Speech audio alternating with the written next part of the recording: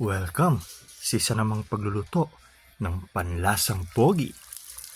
Meron naman tayong bagong dish. Ang isa sa mga pinakapaborito ng mga Pinoy. Ang dried pusit o bulad na pusit. Di ko alam ano sa Tagalog yan, basta bulad na pusit. Maraming hindi marunong magluto nito kasi daw, bakit ang kukunat-kunat pa rin kahit anong klaseng paglulutong ginagawa nila. Ang iba binababad sa tubig, pero sa akin ayoko naman ng ganun kasi parang nawawala yung kanyang lasa.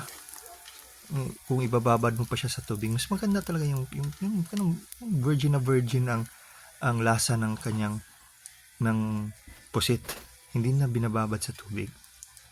Ang ginagawa ko niyan, pinapainit ko lang yung mantika. Yung mainit na hindi naman yung grabe talaga. Yung tamang init na mainit. Then nilalagay ko siya isa-isa. Isa-isa lang, isa or dalawa. Then hinuhold ko yan ng thong para hindi siya kumulubot.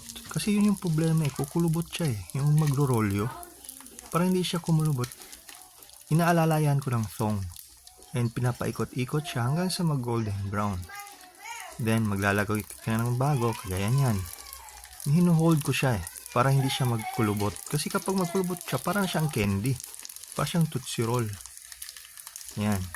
Huwag masyado rin matagal na para na siyang biskuit. Dapat yung crispy na may pagkagami konti. Huwag naman yung sobrang kunat. Yung tama lang. Yun yung masarap niya yung pagka-crispy na may pagkakunat konti. Ayan. Kain na tayo. May kasama pang chorizo. Ang ating bulad na pusit. Tara!